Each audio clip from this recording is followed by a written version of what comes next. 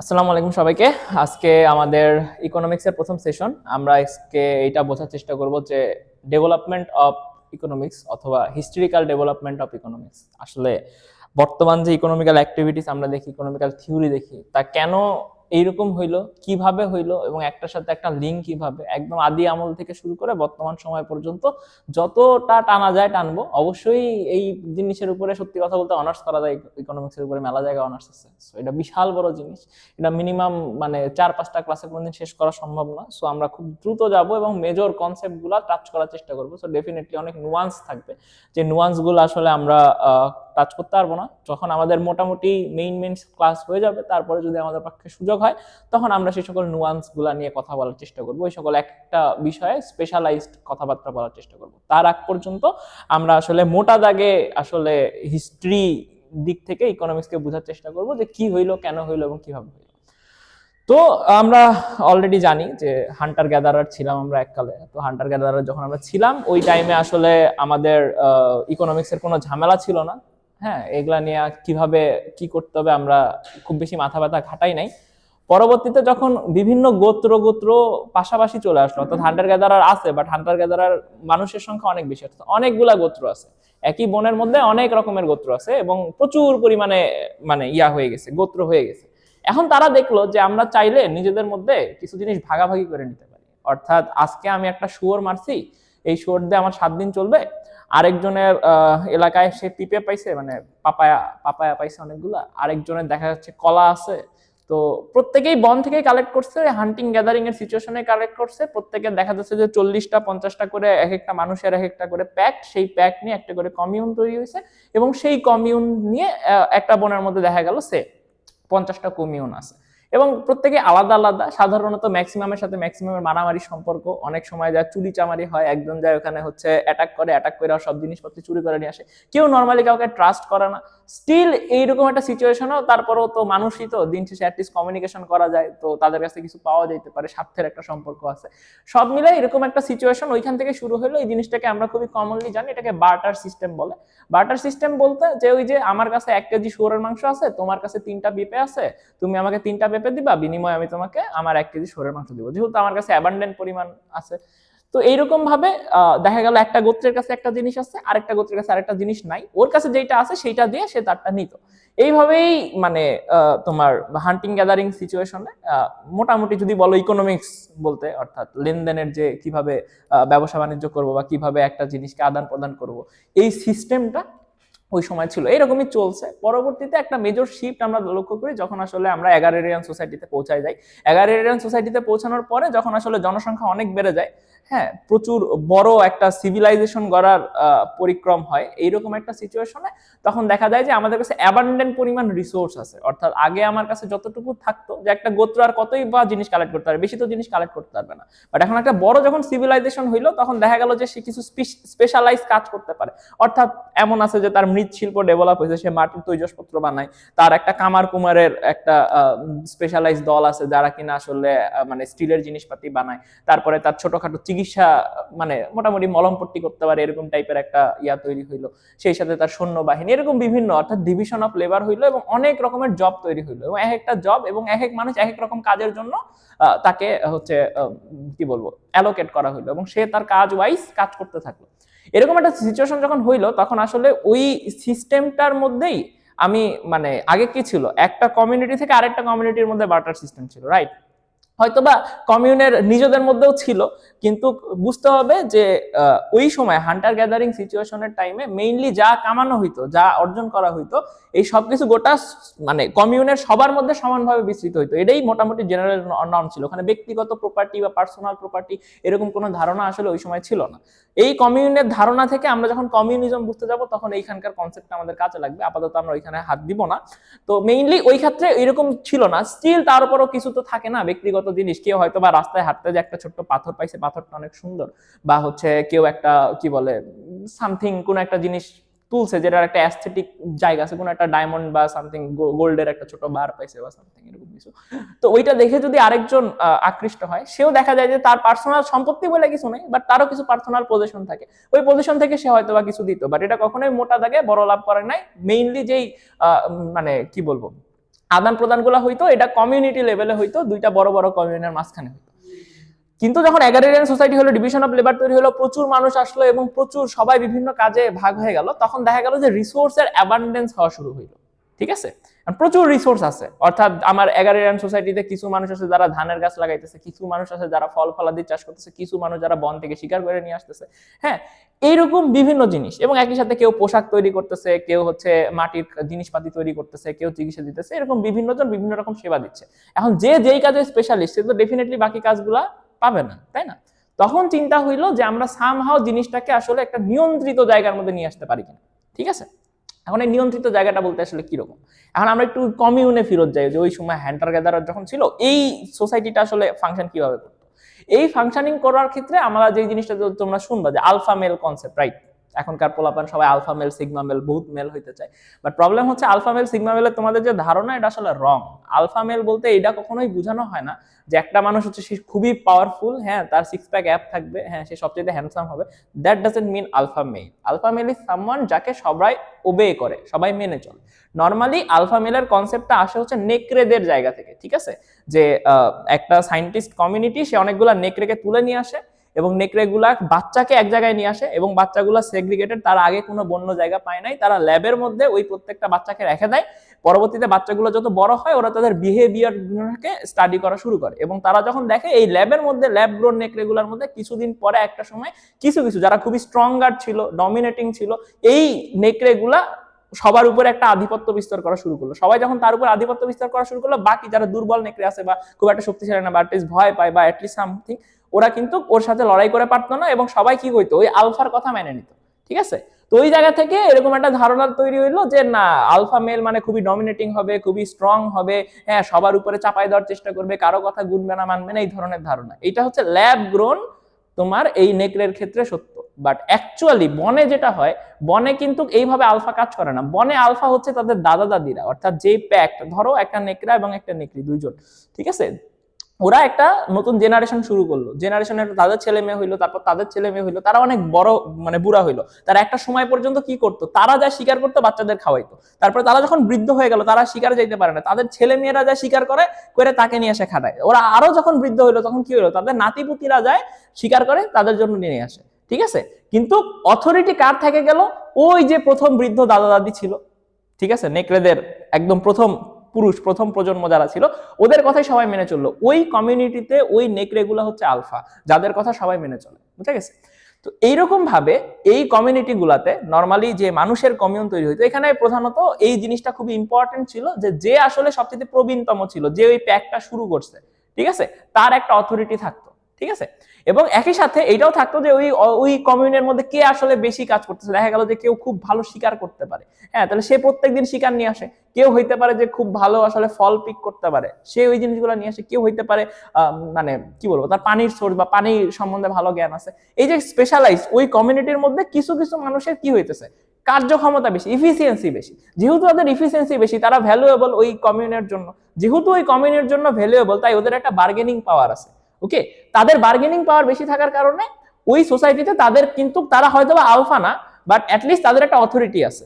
বুঝা গেছে কেন হয়েছে? কারণ তাদের একটা ভ্যালু আছে। বুঝা গেছে? তো ওই সোসাইটিতে এরকম একটা আলফা মেল থাকতো যাদের কথা সবাই মেনে চলতো, এবং আলফা মেলের সাথে সাথে আরো যারা কমিউনিটিতে আসলে ভ্যালু অ্যাডেড করতে পারতো, যারা কিনা আসলে যাদের কথা অন্যরা মানতো, যারা আসলে কমিউনিটিতে বেশি মানে কি বলবো অনুদান দিতে পারতো বা আসলে কোনো ধরনের ভূমিকা রাখতে পারতো, তাদের একটা আধিপত্য এখানে ছিল এবং তাদের অথরিটি সবাই মেনে চলতো। যেহেতু এটা ছোট, অল্প কয়েকজনই অথরিটিতে ছিল, তাদের কথা সবাই মেনে চলতো, দ্যাটস ইট। বাট যখন বড় হইলো, এখন তারা চিন্তা করলো যে আমাদের এমন একটা সিস্টেম তৈরি করা দরকার, যে সিস্টেমের মাধ্যমে আসলে আমরা সবাই সকলের কাছ থেকে সর্বোচ্চ পরিমাণ সেবা নিতে পারি।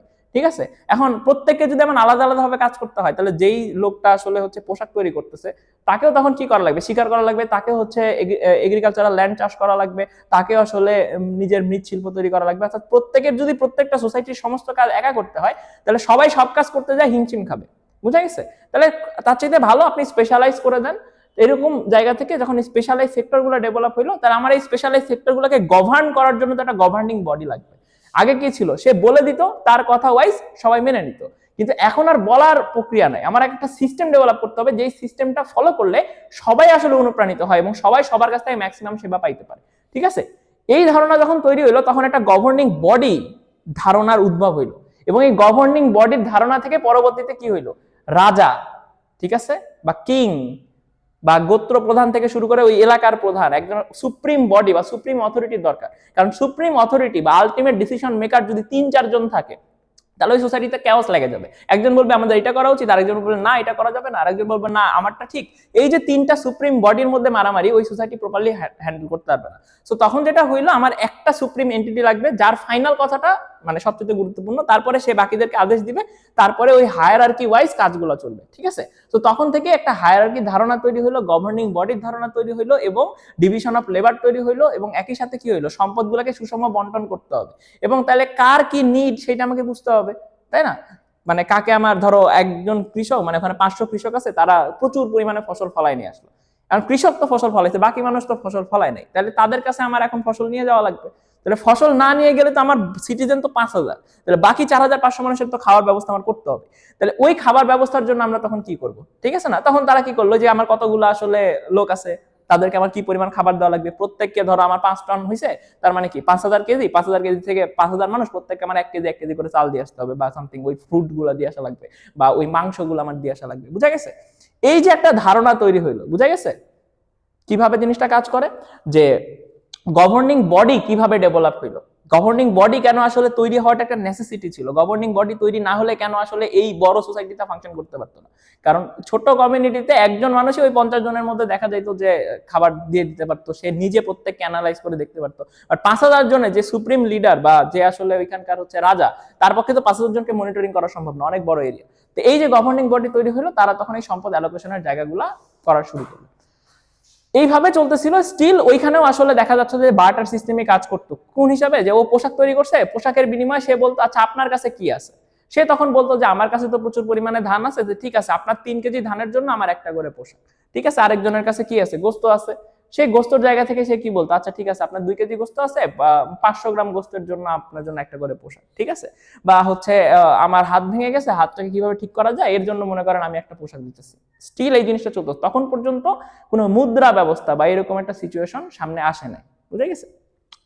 এই সিচুয়েশন যখন অনেকদিন যাওয়া শুরু হইলো, তখন তারা দেখলো এই সিস্টেমটা আসলে খুবই প্রবলেমেটিক। কারণ ওই যে বললাম প্রথম কথা, এখন তো আমি ওইভাবে উৎপাদন করতে পারতেছি না, এবং যা উৎপাদন করতেছি সেটা একটা রাষ্ট্রীয় কোষাগারের মধ্যে সব জায়গায় জমা হয়ে যাচ্ছে, এবং সেইখান থেকে আমাকে কিছু জিনিস দেওয়া হচ্ছে, ঠিক আছে। কিন্তু আমার পক্ষে তো ওই জিনিসটা আসলে প্রপারলি মানে কি বলবো, তালগোল মেলানো আমার জন্য কঠিন না। আমি কখন কোনটা নিয়ে যাব, আমার এটা ফুরাই গেছে, আমি তাহলে কোন জিনিসকে নিব, তাহলে আমার তো একটা কমন কিছু থাকা দরকার, যেটা থ্রু আসলে আমি আসলে এই অ্যাটলিস্ট লেনদেনগুলো করতে পারি। কারণ আমি আমি কৃষক, আমি ফসল ফলাই, হ্যাঁ, তাহলে কি হচ্ছে, আমি কৃষক ফসল ফলাই, আমি হচ্ছে আমার তো একটা বছরের নির্দিষ্ট সময় এসে ফলনগুলো হবে, এবং ওই সময় আমি খাবারগুলো পাবো, তারপরে ম্যাক্সিমাম ক্ষেত্রে খাবারগুলো নষ্ট হয়ে যায়। বছরের একটা সময় আমি ভালো শিকার পাই, তারপরে তো আমি শিকার পাই না। যেই সময় আমি শিকার করি, আমার শিকার খায় তো বাকি সবাই চলে, কিন্তু বাকি সময় যখন আমার শিকার থাকে না, তখন তো আমি বসে আছি, তখন আমি অন্যজনের কাছ থেকে ধান বা গম বা অন্য কিছু নিয়ে খাই। এই যে একটা তালমেল, অর্থাৎ আমি তো ওই বার্টার সিস্টেমটা প্রপারলি চালাইতে পারবো না, বুঝতে পারছো না। তারা প্রথমে কি করলো, একটা সিস্টেম তৈরি করলো যেখানে তারা অ্যালোকেশন করে করে নিজেদের মধ্যে চালানোর চেষ্টা করলো, কিন্তু জিনিসটা প্রপারলি ফাংশন করলো না। তখন তাদের মধ্যে প্রথমবার মতো আর্জেন্সি তৈরি হলো, চলো আমরা একটা কমন কারেন্সি তৈরি করার চেষ্টা করি, ঠিক আছে। তাহলে তখন কমন কারেন্সি কি তৈরি করা যায়, তো তারা প্রেশাস মেটাল খোঁজার চেষ্টা করলো, যে এমন জিনিস যেটা আসলে সবার কাছে নাই, হ্যাঁ, সামথিং প্রেশাস। এই ধারণা থেকে এই একদম আদিকালের যে জিনিস, অর্থাৎ গোল্ড, সিলভার, হ্যাঁ, এই জিনিসগুলোর তখন একটা মানে কি বলবো আধিপত্য তৈরি হইলো, যে যার কাছে গোল্ড আছে, সিলভার আছে, তার বিনিময়ে সে অন্য জিনিস নিতে পারে। কারণ গোল্ড আর সিলভার হচ্ছে খুবই স্কেয়ার্স ম্যাটেরিয়াল, সব জায়গায় পাওয়া যায় না, এবং ওই গোল্ড অ্যান্ড সিলভারের থ্রু যেমন তাদের ইন্টারনাল বাণিজ্যগুলো চলতো, আবার কি হইতো, এক্সটার্নাল বাণিজ্যগুলোও চলতো। মানে এখানে ধরো একটা বড় এগারেরিয়ান সোসাইটি, ঠিক আছে, 5,000 মানুষ, এখান থেকে 50 কিলোমিটার দূরে আরো একটা এগারেরিয়ান সোসাইটি তৈরি হয়েছে, বুঝা গেছে না। এখন তাদের মধ্যে তো আন্তঃ বাণিজ্য দরকার, এখন এত দূর থেকে আরেকটা দূরে যায় এতগুলা জিনিসপত্র বার্টার সিস্টেমের মাধ্যমে তো নিয়ে যাওয়া সম্ভব না।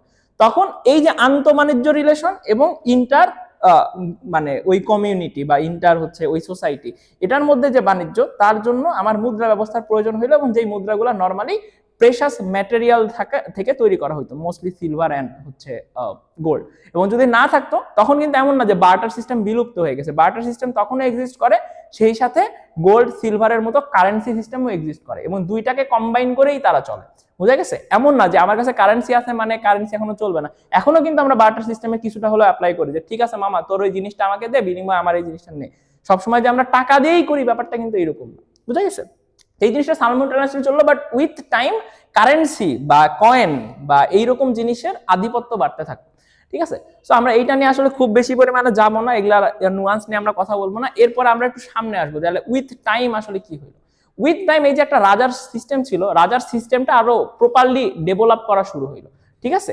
প্রপারলি ডেভেলপ বলতে কি, যে আমরা আসলে আরো অনেকগুলা জিনিস বুঝলাম, যে আমি একটা রাজত্ব তৈরি করে আসি, এখানে আমার জনগণের ভরণ পোষণের দায়িত্ব আমার পালন করা লাগবে, তাদের বেসিক যে নেসেসিটি সেই নেসেসিটি গুলো আমার পূরণ করা লাগবে, প্রত্যেকটা জিনিস যেমন সত্য।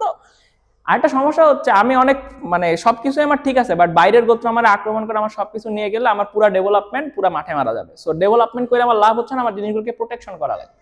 বুঝা গেছে? তাহলে প্রোটেকশনের জন্য কি করা যায়, তাহলে আমাদের আর্মি তৈরি করতে হবে।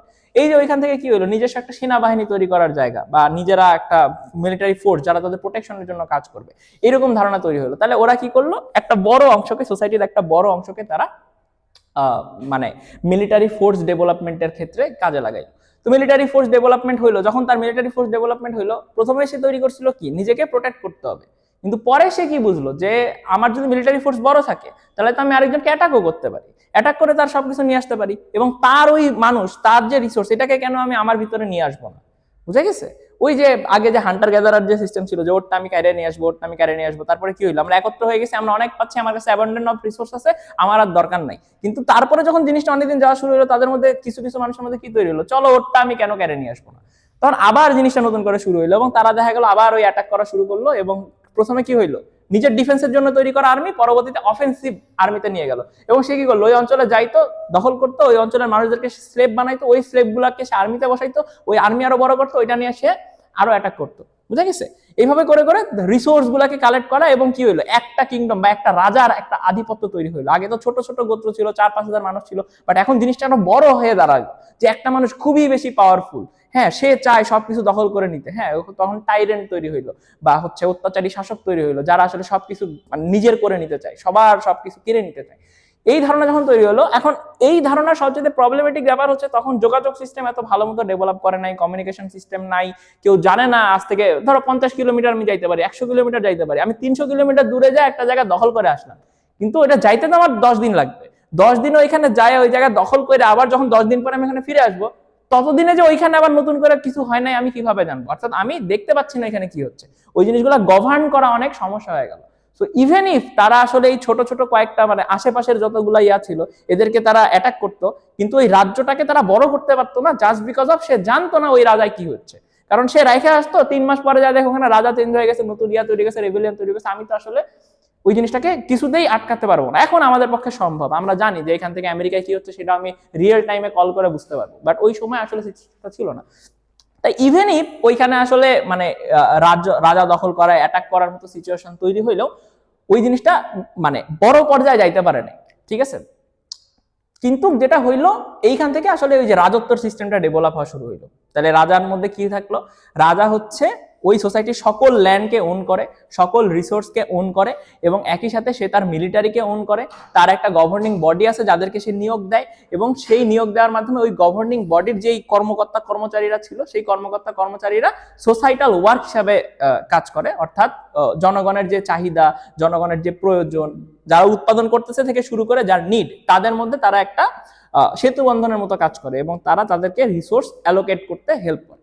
ফাইন, এইভাবে চলতে থাকলো। এখন রাজা যখন চলে আসলো, রাজা তখন কি করলো, ওই যে আগে কারেন্সি কি ছিল, প্রেশাস ম্যাটেরিয়াল, তাই না, যে আমার কাছে গোল্ড ছিল, তুমি আমাকে গোল্ড দিলা, আমার কাছে সিলভার ছিল, সিলভার দিলা, কিন্তু ওগুলাকে কিন্তু একটা শেপ দেওয়ার চেষ্টা করে না, অর্থাৎ কয়েনের যে শেপ, কয়েন কি একটা সিল, তাই না, একটা ডিজাইন থাকতো, তো ওই জিনিসগুলো কিন্তু ডিজাইন করা শুরু করে নাই। বাট যখন রাজা তৈরি হইলো, সে তখন কি করলো, নিজের নামে সামথিং একটা সিল বানানো শুরু করলো, শুধুমাত্র গোল্ড না, গোল্ড কয়েন বানানো শুরু করলো, ছোট্ট করে একটা নির্দিষ্ট পরিসরে, যে এতটুক মাত্রার একটা গোল্ড, ধরো ওরা তো অত সুন্দর মতো প্রিসাইজলি মাপে করতে পারতো না, ওরা চেষ্টা করতো যে ঠিক আছে হাতের আন্দাজে এরকম কয়েকটা ছোট ছোট ভাগ বানাইতো, এবং ওই প্রত্যেকটা ভাগের উপরে তারা সিল বানায় মারতো, ঠিক আছে? ধরো 10 গ্রাম বা 20 গ্রাম। এখন কোন একটা কয়েন 10 গ্রাম হলে কোন একটা কয়েন 12 গ্রাম, কোন একটা কয়েন হচ্ছে 14 গ্রাম, কোন একটা কয়েন 9 গ্রাম, একদম মানে প্রপারলি ডিস্ট্রিবিউটেড হইতো না, বাট অ্যাটলিস্ট কাছাকাছি থাকতো, বুঝা গেছে? তারপরে সে কি করলো, ওগুলাতে সিল মারা শুরু করলো। সিল মারা যখন শুরু করলো, সকল কয়েন কে দিতেছে, কয়েনের মালিককে ওই রাজা, বুঝা গেছে? রাজ্যে যত কয়েন আছে কয়েনের মালিককে রাজা, কয়েনগুলো উৎপাদন করে কে, রাজা। তাহলে তুমি অ্যাজ এ সিটিজেন হিসাবে কিভাবে কয়েন পাইতে পারো? ওই যে তুমি প্রডিউস করছো, বুঝছো না? ওই প্রডিউস করার কিছু অংশ তুমি ট্যাক্স হিসাবে রাজাকে দিবা, এবং রাজা তো তোমার কাছ থেকে কিছু জিনিস কিনবে, বুঝা গেছে না? এবং একই সাথে সে তার কি করে, তার যে সৈন্য বাহিনী আছে তাকে কি করে, পারিশ্রমিক দেয়, বেতন দেয়। তারপর তার যে রাষ্ট্রীয় কর্মকর্তা কর্মচারী আছে তাদেরকে বেতন দেয়, তাই না? সেই বেতনভুক্ত কর্মচারীরা আবার কি করে, জিনিসপত্র কেনার চেষ্টা করে। তাহলে বাজারে যে পরিমাণ হচ্ছে তোমার ওই কি বলে মানে যে ধান তৈরি করছে, যে হচ্ছে গম তৈরি করছে, সেগুলো নিয়ে কি হইলো, সে বাজার বসানো শুরু করলো। কারণ আগে কি ছিল, জিনিসটা ছোট একটা জায়গায় ছিল, এখন জিনিসটা অনেক বড় হয়ে গেছে না? যেহেতু জিনিসটা এখন অনেক বড় হয়ে গেছে, তাই এই সিচুয়েশনে আমি কিন্তু ওই প্রত্যেকটা বাসায় বাসায় যায় দিয়ে আসা আমার পসিবল না। এবং আমি যখন কারেন্সি তৈরি করা শুরু করছি, এখন আমার বাজার সিস্টেম ডেভেলপ হওয়া শুরু হইলো, ঠিক আছে? তাহলে একই তো মানে রাজা তাদের একটা অংশ ট্যাক্স হিসাবে নিয়ে নিত, যে যেটাই কামাইতো তার থেকে একটা ট্যাক্স হিসাবে নিয়ে নিত, বুঝা গেছে? পরবর্তীতে যখন কয়েন আবিষ্কার হইলো, সে ওইটার বিনিময়ে পে করা শুরু করলো, বুঝা গেছে? আগে রাজা ট্যাক্স হিসাবে কি নিত, ঠিক আছে তুমি 3 মণ ধান দিয়ে দাও, তুমি 10 মণ ধান দিয়ে দাও, তুমি হচ্ছে এত কেজি গরুর গোস্ত দিয়ে দাও, তুমি হচ্ছে এতগুলা ফল দিয়ে দাও, ঠিক আছে? জিনিসই সে কালেক্ট করতো, বুঝা গেছে? বাট যখন কয়েন ডেভেলপ হওয়া শুরু করলো, কয়েনগুলো ডিস্ট্রিবিউট করা শুরু হলো, কয়েনগুলো আসলে ছাপাচ্ছে কে, রাজা ছাপাচ্ছে, তখন রাজা এই জিনিসগুলো টাকার বিনিময়ে কেনা শুরু করলো, অথবা তার যে কর্মকর্তা কর্মচারী ছিল তাদেরকে বেতন দেওয়া শুরু করলো। ওরা কি করলো, ওই টাকাগুলো নিয়ে যায় ডাইরেক্টলি র ম্যাটেরিয়াল বা ওই যে খাবার বা যেই জিনিসগুলা সেবাগুলা, এটার বিনিময়ে ওদেরকে সে টাকা দিত, আর বিনিময়ে সে কি নিত, তাদের কাছে সেবা নিত বা ফুড নিত, বুঝা গেছে? তাহলে মার্কেটের মধ্যে মানি পেনিট্রেশন হয়ে গেল, বুঝা গেছে কিনা? হ্যাঁ, সিঙ্গেল পার্সনে হয়ে গেল, দেন আবার রাজাই চলে আসলো, রাজা আবার সবকিছুকে নিজের আয়ত্তে নিয়ে নিল, বুঝা গেছে? মানে যখন কমিউন ছিল তখন সবকিছুর মালিক রাজা ছিল, সরি ওই ওই ওই প্রত্যেকটা মানুষ ছিল, সবার মধ্যে ইকুয়ালি ডিস্ট্রিবিউট করে দেওয়া হলো। তারপর যখন এগারিয়ান সোসাইটি হলো, এগারিয়ান সোসাইটিতে মানুষ কিছুদিন পরিমাণ স্বাধীন ছিল, যখন তারা কি বুঝতেছিল যে নিজেদের মধ্যে আসলে আমরা মানে কি বলবো, এক্সচেঞ্জ করে করে আমরা টিকে থাকতে পারি। কিন্তু পরে দেখলো এক্সচেঞ্জ করা খুব ঝামেলা, আমার একটা সুপ্রিম অথরিটি দরকার। যখন ওই সুপ্রিম অথরিটি তৈরি হইলো, তখন আবার কি হইলো, তার একটা কন্ট্রোল তৈরি হইলো, বুঝা গেছে? সুপ্রিম অথরিটি এখন পর্যন্ত সবকিছু ওন করে না, সে কি করে, ওই প্রত্যেকটার মধ্যে আদান প্রদানে হেল্প করে। তারপর যখন রাজা তৈরি হইলো, রাজা আবার ওই প্রত্যেকটা জিনিসকে ওন করা শুরু করলো, বুঝা গেছে? ওই যে বললাম, একটা কমিউনিটি আরেকটা কমিউনিটিকে অ্যাটাক করে, আরেকটা কমিউনিটি আরেকটা কমিউনিটিকে অ্যাটাক করে, তার সমস্ত সম্পদ নিয়ে আসে। এই সিচুয়েশন যখন শুরু হইলো, তারপরে আসলে কি তৈরি হইলো, তারপরে সকল সম্পত্তি আবার রাজার কেন্দ্রিক হয়ে গেল, সবকিছুর মালিক এখন রাজা, এবং রাজা সকল প্রজাকে বাঁচায় রাখবে। তাহলে রাজা হচ্ছে একজন প্রোটেক্টর, যে এখন ওই প্রত্যেকটা মানুষকে বাঁচায় রাখবে, এবং এখানকার মূল যে মনিটারি পাওয়ার সেটা এখন রাজার কাছে চলে গেছে। রাজা কয়েন বানানো শুরু করলো, কারো কাছে গোল্ড সিলভার থাকা যাবে না, গোল্ড সিলভার থাকলে সে সেটা নিয়ে নিবে, নিয়ে সে কয়েন বানাবে, ওই কয়েন তোমাকে দিতে পারবে, বাট তুমি নিজের কাছে কোনো গোল্ড সিলভার এরকম জিনিস রাখতে পারবে না। যদি ধরা পড়ো তাহলে রাজা তোমার কাছে কেড়ে নিবে বা ট্যাক্স হিসাবে নিয়ে নিবে, বুঝা গেছে? রাজা যখন তৈরি হলো, রাজার অথরিটি তৈরি হলো, রাজার অথরিটি তৈরি হয় মানে নো লঙ্গার প্রত্যেকটা মানুষের কাছে এখন আগের মতো ফ্রিডম আছে, বুঝা গেছে? রাজার নিয়ম কারণ মেনে চলা লাগবে। আমি যেটা বোঝানোর চেষ্টা করতেছি, ওটা যখন পলিটিক্স ডেভেলপমেন্টে পড়াবো, কিভাবে সোশ্যাল কন্ট্রাক্ট তৈরি হইলো, কেন রাজত্ব তৈরি হইলো, মানুষ কেন জিনিসগুলোকে মেনে নিল, এটা ফার্দার আলোচনা। আমি এখানে যেটা বোঝানোর চেষ্টা করতেছি যে মানি কিভাবে বা টাকা, গোল্ড কয়েন কিভাবে সাধারণ মানুষের কাছে পৌঁছাইলো, বুঝা গেছে? এই যে সে প্রিন্ট করা শুরু করলো, প্রথমে কি ট্যাক্স হিসেবে কি নিত, বিভিন্ন সম্পদই নিত, এখন সে কি করলো, কয়েন দেওয়া শুরু করলো, বুঝো নাই? ধরো সৈন্যকে তো সে আর মানে গম দিবে না, সৈন্যকে তো সে আর চাল দিবে না, সৈন্যকে সে ধরো 100 সেকেল দিল, ও 100 সেকেল নিয়ে যায় বাজার থেকে 50 সেকেলের খাবার নিয়ে আসলো। 50 সেকেলের খাবার যখন নিল, ওই 50 সেকেল আসলে কার কাছে গেল, ওই কৃষকের কাছে গেল, যে কিনা বেচতে আসছে বাজারে। এবং কেন বাজার তৈরি হয়েছে, কারণ অনেক বড় হয়ে গেছে, রাজার পক্ষে প্রত্যেকটা জায়গায় দেওয়া সম্ভব না। যেই মুহূর্তে মানি আছে, তুমি তো টাকা দিয়ে নিজেই নিজেদের মধ্যে এক্সচেঞ্জ করে নিতে পারো না, সব ক্ষেত্রে তার রাজার অথরিটি লাগবে না, টাকা থাকলে তুমি এক্সচেঞ্জ করে নিতে পারতেছো। তাহলে মার্কেট যখন তৈরি হলো, তখন কি হলো, সবার কাছে টাকা পৌঁছানো শুরু হইলো, বুঝা গেছে? এখন কি হইলো, টাকা যখন পৌঁছানো শুরু হলো, সবাইকে এই টাকাতে ইউজ টু হয়ে গেল। তাহলে বার্টার সিস্টেম তখনও টিকে থাকলো, বাট বার্টার সিস্টেম আস্তে আস্তে কি হইলো, মানে নন এক্সিস্টেন্ট দিকে চলে গেল, যে কেউ আর ইউজ করে না, টাকাই সবাই ইউজ করা শুরু করে। যখন একবার সবাই টাকা বা কারেন্সি, ওই কয়েনটা ইউজ করা শুরু করলো, তখন দেখা গেল যে মানে প্রত্যেকটা জিনিসই কয়েন দ্বারা নিয়ন্ত্রিত। এবং কয়েন দ্বারা যখন নিয়ন্ত্রিত হয়ে গেল, রাজার কাছে একটা অ্যাবসলিউট কন্ট্রোল চলে আসলো। রাজা এখন ওই পুরা অর্থ ব্যবস্থাটাকে নিয়ন্ত্রণ করতে পারে। রাজা চাইলে কয়েন ছাপাইতে পারে, রাজা চাইলে কয়েন মানে কেড়ে নিতে পারে, ঠিক আছে। এবং আগে কি হইতো যে তুমি 20 বস্তা ধান দিবা, 30 বস্তা ধান দিবা, এখন কি হতো তুমি ওই 20 বস্তা ধান নিয়ে যা বাজারে বেচো, ওইখান থেকে যে টাকা পাইবা তার 20% বা 50% বা 60% বিভিন্ন রাজার বিভিন্ন ধরনের ট্যাক্সেশন সিস্টেম ছিল, ওইখান থেকে সে টাকা নিবে, বুঝা গেছে। তাহলে রাজা কি করবে, সবকিছু এলোকেট করে দিবে, সবকিছুর মালিক এখন কে, রাজা। রাজা এখন বলবে যে আমার এতগুলা ইয়া আছে, কৃষি জমি আছে, এই কৃষি জমি তোমরা কৃষি কাজ করবা, আমার এতগুলা সৈন্য লাগবে, তাই না, আমার এতগুলো টিচার লাগবে, আমার এতগুলো ফিজিশিয়ান লাগবে, হ্যাঁ, আমার এতগুলো হচ্ছে মৃৎশিল্প তৈরি করা লাগবে, আমার এতগুলো হচ্ছে কি বলে ধরো লোহার কামার কুমার লাগবে, বুঝা গেছে। প্রথম দিকে যেটা নর্মাল ডিভিশন অফ লেবার ছিল, এখন এটা একটা সিস্টেমিক ডিভিশন অফ লেবার হয়ে গেল। অর্থাৎ রাজা একজন আপার বডি, সে তার গভর্নিং কমিটিকে নিয়ে চিন্তা করে আমার এত বড় রাজত্বকে যদি আমি প্রপারলি চালাতে চাই, আমার কি কি জিনিস লাগবে, আমার কি কি পরিমাণ রিসোর্স আছে, এবং রিসোর্স গুলাকে আমি কিভাবে ইউটিলাইজ করবো, এবং সে সেই ওয়াইজ মানুষকে ভাগ করে দিত। তোমার কাছে কিন্তু কিছু নাই, তোমার মন চাইলো যে আচ্ছা ঠিক আছে আমি লাঙ্গল উঠায় যায় কালকে জমিতে যা চাষ করে নিজের মতো করে খাবো, এই অধিকার আর তোমার নাই। কেন, ওই ল্যান্ডের মালিককে রাজা, রাজার কাছ থেকে অনুমতি নেওয়া লাগবে। রাজা যদি বলে যে ঠিক আছে তোমাকে আমি কৃষক হিসাবে কৃষকের দায়িত্ব দিলাম এবং তোমাকে আমি এই পরিমাণ ল্যান্ড দিলাম, তুমি ওই ল্যান্ডকে তখন তুমি চাষ করতে পারবা, বুঝা গেছে। তাহলে যেটা হইলো, এখন সাধারণ মানুষ ওই জায়গায় ওই অথরিটিটা হারায় ফেলাইলো, এবং এই ইকোনমিক মডেলের মাধ্যমে বা ইকোনমি জিনিসটাকে নিয়ন্ত্রণ করার মাধ্যমে রাজা আসলে ওই পুরা জায়গার নিয়ন্ত্রণ নিয়ে নিল, এবং একই সাথে কে কোন কাজ করবে, কে কোন কাজ করবে না, কতটুকু করবে, কতটুকু সে ট্যাক্সেশন করবে, এই প্রত্যেকটা জিনিসের প্রতি নিয়ন্ত্রণ কে নিয়ে আসলো, ওই রাজা নিয়ে আসলো, বুঝা গেছে। এখন এই সিস্টেমটা ধরো এর মাঝখানে কি মানে একটা রাজার সাথে আরেকটা রাজার বাণিজ্য হইতো না, হইতো। এবং এই যে সিস্টেমগুলো ডেভেলপ হচ্ছে, সভ্যতার সাথে ডেভেলপ হচ্ছে, তাই না। আমরা প্রথম দিকে মানে কি বলবো নর্মাল হাইটে হাইটে চলতাম, তারপর আস্তে আস্তে আমরা ঘোড়ায় চড়া শুরু করলাম, তারপরে ঘোড়ার গাড়ি তৈরি হইলো, চাকা আবিষ্কার হইলো, তাই না। যেমন, হ্যাঁ সমস্যা নেই, বোঝা যাবে না। তো হচ্ছে যেই সোসাইটি গুলা ডেভেলপ হওয়া শুরু হইলো, তখন কি হলো, একসাথে টেকনোলজি ডেভেলপ হওয়া শুরু হলো। টেকনোলজি ডেভেলপ মানে কি, কমিউনিকেশন আমার জন্য ইজি হয়ে গেল, রাস্তাঘাটগুলো আমার জন্য বেটার হওয়া শুরু করলো। রাস্তাঘাট যখন বেটার হওয়া শুরু করলো, ওই যে প্রথম দিকে আমার নেভিগেশন প্রবলেম ছিল, আমি বেশি দূরে যাইতে পারতাম না, এখন কি আমি রাষ্ট্রটাকে আরো একটু বড় করতে পারি না, ডেফিনেটলি এখনকার মতো বড় করতে পারবো না, স্টিল আগের চাইতে তো বড় করতে পারি, কয়েকশো কিলোমিটার, কয়েক হাজার কিলোমিটার, আমি 1000 কিলোমিটার বড় না করতে পারলেও কয়েকশো কিলোমিটার তো আমি বড় করতে পারি। এই যে যখন সিস্টেমগুলো আমার ডেভেলপ হওয়া শুরু হইলো, তখন রাজার কন্ট্রোলে চলে আসলো, এবং তখন আসলে একটা রাষ্ট্র গঠনের ধারণা তৈরি হলো। রাষ্ট্র বলতে নেশন স্টেট না, আমাদের মতো রাষ্ট্র না, তখন হচ্ছে রাজত্ব হইতো, ঠিক আছে। একটা রাজা, তার যে ভূখণ্ড, সেই ভূখণ্ডকে গভর্ন করবে কে, ওই রাজা। ওটার ইকোনমিক পাওয়ার কার কাছে, রাজার কাছে। ওটার মিলিটারি পাওয়ার কার কাছে, রাজার কাছে। এবং ওই রাজ্যের সমস্ত নিয়ম কানুন থেকে শুরু করে অর্থ ব্যবস্থা সবকিছু নিয়ন্ত্রণ করতে হচ্ছে রাজা। বিনিময়ে ওই প্রজারা কি পাইতো, প্রজারা রাজা কর্তৃক প্রোটেকশন পাইতো, আর রাজা ওই প্রজাদের কর্তৃক ট্যাক্স পাইতো। ওই টাকা দিয়ে সে জিনিসগুলোকে গভর্নিং করতো, বুঝা গেছে। তো এই সিস্টেম যখন চললো, এখন এরপর থেকে আমার যে ধারণাগুলো তৈরি হবে, এখন আমার একটু রাজার সিস্টেমটা আসলে বোঝানো দরকার, বুঝা গেছে। ছোট যখন রাজত্ব ছিল তখন সে নিজের মতো করে কাজ করতো, এখন রাজত্ব সিস্টেম বড় হওয়া শুরু করছে, অনেক বড় রাজত্ব হয়ে গেছে। আর অনেক বড় রাজত্ব হলে সে আসলে কিভাবে জিনিসটাকে ফাংশন করবে, বুঝা গেছে। তাহলে আগে কে ছিল, একটা রাজত্ব ছিল, সেই রাজত্বে তার একটা গভর্নিং বডি ছিল। এই গভর্নিং বডি হচ্ছে রাজ্যের প্রত্যেকটা সেক্টর, প্রত্যেকটা মানুষের মধ্যে ইন্টারকানেক্ট করতো, বুঝা গেছে।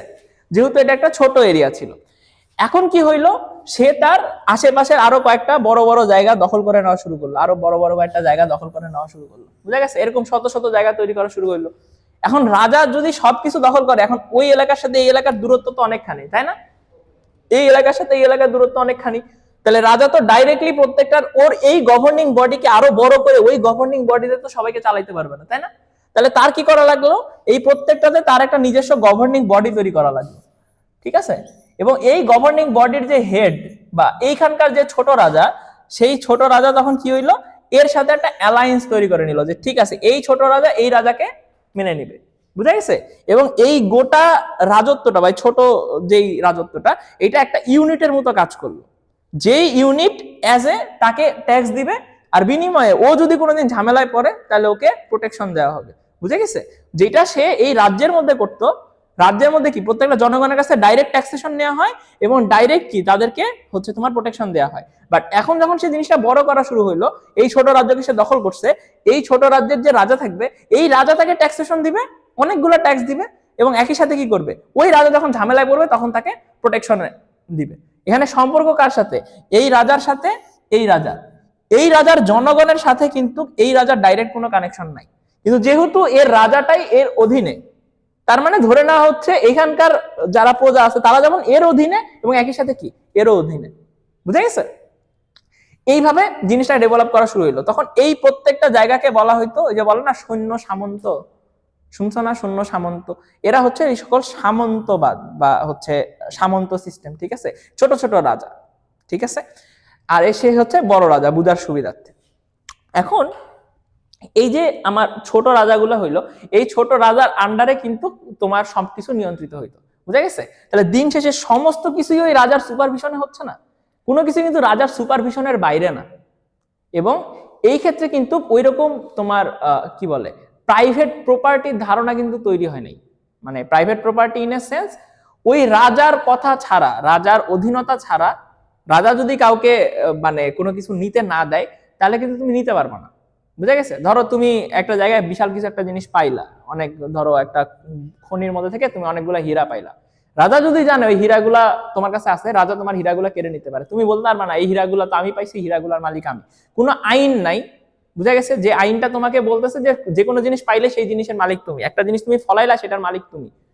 রাজা চাইলে আইন চেঞ্জ করে দিতে পারে, রাজা চাইলে তোমার কাছ থেকে ওই জিনিসটা কেড়ে নিতে পারে, রাজা চাইলে হচ্ছে তোমার উপরে কোনো জিনিস চাপাই দিতে পারে। তাহলে রাজা সর্বময় ক্ষমতার অধিকারী। বুঝা গেছে? ওইখানে। এবং রাজার কথা শুনে কারা? এই ছোট ছোট রাজারা। এবং এই ছোট ছোট রাজারাও কি এক একটা সভরেইন ক্ষমতার অধিকারী। বুঝা গেছে? সভরেইন মানে সার্বভৌম। এবং তারাও কি ওই রাজার হুকুমই মেনে চলে, তার নিজস্ব কিছু সিস্টেম থাকে এবং ওই সিস্টেম ওয়াইজ তারা পরিচালিত হয়। এরপরে এখন যে জিনিসটা আসলো, এই জিনিসটাকে বলা হয় তোমার হচ্ছে সাম্রাজ্যবাদ বা ইম্পেরিয়ালিজম। তাহলে সাম্রাজ্যবাদ ইম্পেরিয়ালিজমের ব্যাপারে তোমাদেরকে অলরেডি জিনিসটা বুঝাইছি, জাস্ট জিনিসটাকে লিঙ্ক করে দেয়। সাম্রাজ্যবাদ বলতে বোঝায় তুমি তোমার সাম্রাজ্যকে বিস্তার করবা। বুঝা গেছে? তাহলে আগে আমি বড়লোক কিভাবে হব, এক, আমি আমার রাজার মানে রাজত্বের মধ্যে যে প্রোডাকশন আছে সেই প্রোডাকশনটাকে আমি বৃদ্ধি করব, ট্যাক্সেশন বাড়াবো, ট্যাক্সেশন বাড়ানোর মাধ্যমে আমি একজন রাজা হিসেবে বড়লোক হব। আমি রাজা হিসেবে যত বড়লোক হব আমি আরো বেশি সৈন্য সামন্ত রাখতে পারবো, আমার জনগণকে আরো ভালো রাখতে পারবো। এবং আরেকটা উপায় হচ্ছে আমি আরেকটা রাজাকে যাব, ডাইরেক্টলি দখল করব ওই রাজত্ব, এবং দখল করার পরে তাকে আমি আমার অংশের মধ্যে নিয়ে নিব, এবং নেওয়ার ফলে কি হবে, আমি আরো বড় হব। তাহলে আমি যদি বড়লোক হইতেই চাই, জিনিসটাকে বিস্তার করতে চাই, একটাই উপায় অন্যের রাজত্ব দখল করা। তখন এই জন্য দেখবা ওই সময় হচ্ছে ধরো চেঙ্গিস খান বা তৈমুর লং বা এরকম টাইপের হচ্ছে মাহমুদ শাহ গজনি, এই টাইপের ফিগার গুলার নাম তোমরা প্রচুর শোনো। তারা কি করতো, দিগ্বিজয়ী ছিল বা বিশ্ববিজেতা ছিল। তারা একটা জায়গায় যাইতো, ওই অঞ্চল দখল করতো, ওই অঞ্চলের সমস্ত সম্পত্তি সে নিয়ে আসতো এবং নিজের আন্ডারে রাখতো, বা এইভাবে সে বড় করা শুরু করতো। এখন ওই সময় কি আসলে বিজনেসম্যান ছিল না? ওই সময় কি আসলে হচ্ছে ব্যবসাপাতি হইতো না? ওই সময় ব্যবসাপাতি হইতো, কিন্তু ব্যবসাপাতিগুলা আমাদের সময়ের মতো হইতো না। অর্থাৎ আমি এই ধরো একটা রাজার মধ্যে, রাজত্বের মধ্যে আমি চিন্তা করি, এই রাজত্বের মধ্যে এইখানে একটা মানুষ আছে যে কিনা প্রচুর পরিমাণে হচ্ছে ধান তৈরি করছে। এখন সে জানে এই ধানগুলাকে যদি সে এইখানে নিয়ে যাইতে পারে তাহলে এইখানকার ধান, যেহেতু এটা বড় শহর, এইখানে সে বেশি টাকা দিয়ে বেচতে পারবে। তাহলে সে কি করতো, এই প্রথমে এই রাজার কাছ থেকে পারমিশন নিত যে হ্যাঁ ওই রাজাতে আমি যাব। যেহেতু এই দুইজনের মধ্যে সম্পর্ক কি, এ হচ্ছে সুপ্রিম রাজা, এ তখন বলতো ঠিক আছে তোমার লোক আমার এখানে আইসা বেচতে পারে। সে তখন কি করতো, এইখানে আইসা সে বিক্রি করতো এবং সে বেশি দাম পাইতো এবং সেখান থেকে সে নিজের ইয়াতে চলে যাইতো। কিন্তু এই পুরা জিনিসটা কার নিয়মে চলতো? ওই রাজার নিয়মে চলতো। এবং ওই রাজা এবং এই রাজা দুইজনের নিয়মের মধ্যে চলতো, যেহেতু দুইজনের মধ্যে চুক্তি ছিল তারা করতে পারতো। এখন ওই সময় যদি মানে কি ধরো এই রাজত্বটা পুরাপুরি একজনের অধীনে, আরেকটা রাজত্ব আছে যেটার সাথে তার কোনো সম্পর্ক নাই, কেউ তার আন্ডারে নাই, ঠিক আছে, স্টিল ওদের মধ্যে কি বাণিজ্য হইতো না? ওদের মধ্যেও বাণিজ্য হইতো, কিন্তু ওই জিনিসগুলো আসলে মানে কেউ ওইরকম সিকিউরিটি দিতে পারতো না। বুঝা গেছে না?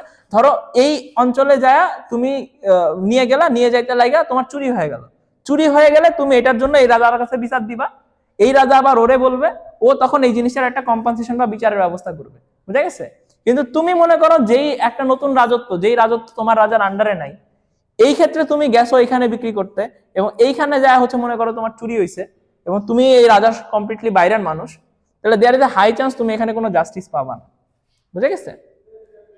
কেন পাবা না এটা ক্লিয়ার, যে যেহেতু এই রাজা তোমার রাজার সাথে কোনো ধরনের কন্ট্রাক্টে নাই, রাজার অধীনে তুমি নাই, তুমি ওইখানে গেছো বিক্রি করতে, যদি বিক্রি করতে যাও যদি ধরা পড়ো, তোমার সবকিছু কেড়ে নিবে, এবং ওই রাজার কাছে তুমি যা নালিশ করতে পারো, আবার রাজা কি বলবে, আরে তুমি তো বাইরে থেকে আসছো, যা আছে দিয়ে দাও। এখন সমস্যা হচ্ছে তুমি কিন্তু ওই সিচুয়েশনে ওই এলাকায় ওই রাজা যদি ভালো হয় তোমাকে জাস্টিস দিতেও পারে, ওই রাজা যদি ভালো না হয় তাহলে কিন্তু তোমাকে জাস্টিস দিবে না। বুঝা গেছে না? এবং তোমার রাজার আন্ডারে যেহেতু সে পড়ে না, সেও কিন্তু এই জায়গায় কোনো জাস্টিস সিক করতে পারবে না। প্রবলেমটা বুঝতে পারতেছো? তো ওই ক্ষেত্রেও কিন্তু আন্তঃ বাণিজ্য লেনদেন গুলা হইতো। তোমরা শুনবা, যেমন তোমরা সিল্ক রুটের নাম শুনছো না? সিল্ক রুটে কি হইতো? চীন থেকে। তাহলে চীন থেকে, চীনের সিল্ক হচ্ছে একটা রেশমি কাপড় আর কি, এটা খুবই উন্নত মানের কাপড় ছিল ওই সময়কার হিসাবে। তখন কি হইতো, এই যে ইন্ডিয়ার উপর দিয়ে চায়নার দিয়ে, তোমরা দেখবা সিল্ক রোড লিখে সার্চ দিবা, একদম ইউরোপ পর্যন্ত যাইতো। ইউরোপে তারা তাদের সিল্কের কাপড় নিয়ে যাইতো, বিনিময়ে কি হইতো, এখান থেকে প্রচুর পরিমাণে সিলভার, গোল্ড এগুলা নিয়ে তারা হচ্ছে চীনে ফেরত আসতো। বুঝা গেছে? এবং এইটা কিন্তু এইরকম ভাবে হইতো না, যেমন ধরো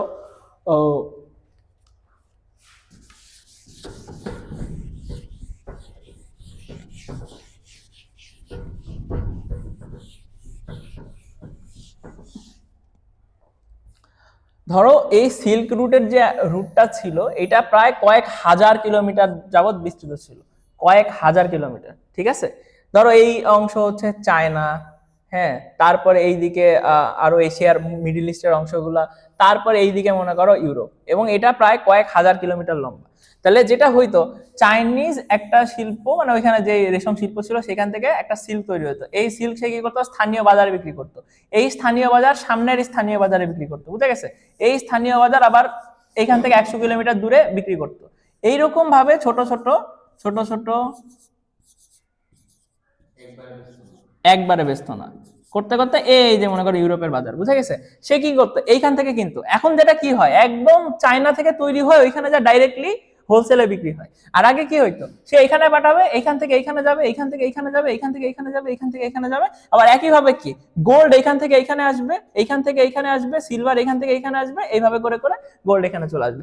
একজন ব্যক্তি পুরা রাস্তা যাইতো না, কিন্তু সে তার পাশে ট্রেডারকে দিত, সে তার পাশে ট্রেডারকে দিত। এইভাবে কি হইতো, গোটা একটা রুট ডেভেলপ হয়েছিল। বুঝা গেছে? এইভাবে কিন্তু একটা জিনিস রুট ডেভেলপ। ওখানে অনেকের মনে হইতে পারে ওই সময় তো আসলে ঘোড়া নিয়ে এত দূর যাওয়া সম্ভব না, তাহলে কিভাবে আসলে এশিয়া থেকে ইউরোপ পর্যন্ত আসলে হচ্ছে তোমার বাণিজ্য হইতো। বুঝা গেছে? এবং বাণিজ্য কিন্তু তোমার মনে হইতে পারে যে বাণিজ্য অনেক ধীর, কিন্তু বাণিজ্য কিন্তু মোটেও ধীর না, বাণিজ্য কিন্তু খুব দ্রুত হইতো। বুঝতে পারছো? স্টার্টিংটা করতে এই প্রত্যেকটা মানে প্রোডাকশন সেন্টার, মানে প্রোডাকশন তো না, এক্সচেঞ্জ সেন্টার বসাইতে আমার সময় লাগছে। এবার যখন এক্সচেঞ্জ সেন্টার বসানো হয়ে গেছে, এবার কিন্তু আমি খুব দ্রুতই পাবো। বুঝা গেছে না? ধরো এই পর্যন্ত আমার ডেভেলপ হয়ে গেছে, এখন এই পর্যন্ত আমার ইয়া দরকার, কি বলে, আমার হচ্ছে সিল্ক দরকার। ঠিক আছে? তা আমি আমার সিলভার নিয়ে গেলাম, একে সিল্ক, একে সিলভার দিলাম, এ আমাকে সাথে সাথে সিল্ক দিয়ে দিলাম, আমি পেয়ে গেছি না? ওই দিনের মধ্যে, একদিনের মধ্যে সে কি করবে, এইখানে পাঠাই দিবে, এবং এর যে ডিমান্ড, সেই ডিমান্ডটা সে আগে জানাই দিবে, তার ডিমান্ড সে আগে জানাই দিবে, তার ডিমান্ড সে আগে জানাই দিবে। একদিনের মধ্যে কিন্তু সে এতখানি চলে গেল, ওর বাহক এত দূর চলে গেল, ওর বাহক এত দূর চলে গেল, ওর বাহক এত দূর চলে গেল। বুঝা গেছে?